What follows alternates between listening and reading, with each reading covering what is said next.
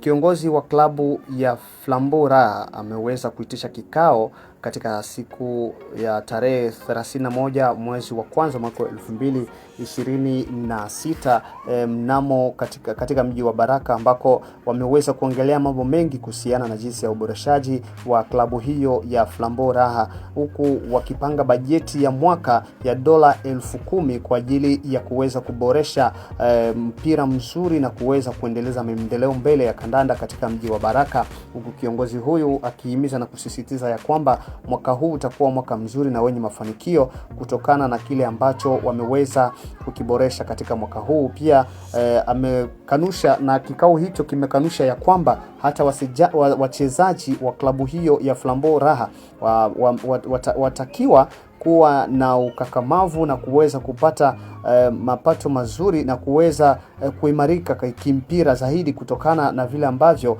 uongozi wa klabu hiyo imeweza kuongea. Hata hivyo wameweza kupiga kura wa mashabiki hao ambao walikutanana na pamoja na wachezaji kandanda na wakuu viongozi wa klabu hiyo kutokana na mazungumzo ambayo yaliyozungumzwa humo, huku wakipatana katika bajeti nyingi na masuala mengi ya kuweza kuboresha kandanda ya mji wa Baraka kwenye klabu hiyo ya Flambeau Raha.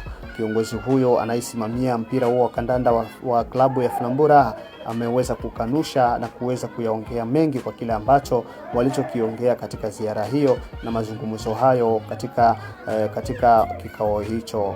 Mimi naitwa mtangazaji wako Jacob Daniel Pascal. Uwe wa kwanza kuweza kupata chaneli yetu, mpenzi mtazamaji, naomba upate kuweka alama ya subscribe, kisha utagonga kidude cha kengele kwa ajili ya kupata video zetu. Kiongozi, jambo. Jambo. Labda unaweza kujitambulisha? Kwa majina naitwa Papi Garoti Rais, president wa komite directeur ya FC Baraka. Leo mliweza kuita wanamemba wenu, labda ilikuwa ni kwa malengo gani? Ndio, tuliweza kuconvoquer assemblée générale ordinaire ya 2026 ndio tuliita mambo na hapo ili tuweze kujadili kwa nafasi ya jour ambazo zilikuwa juu ya ndani ya mandement ya statut na règlement d'intégration ya Flambeau na si ya prévision ya budget ya mwaka 2026.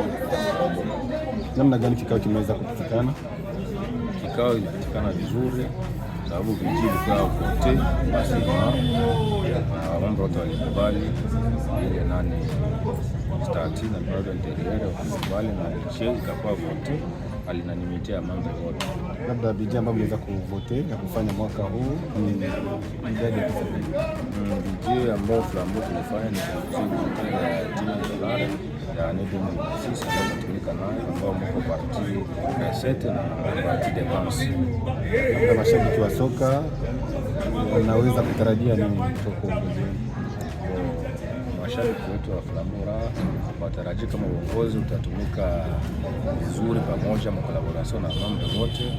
Tutakuwa tunakuja kwao kila wakati kufanya vikao juu ya kuboresha timu na watarajia matokeo itakuwa mzuri wakati tutakuwa tunaungana pamoja na kutumika pamoja.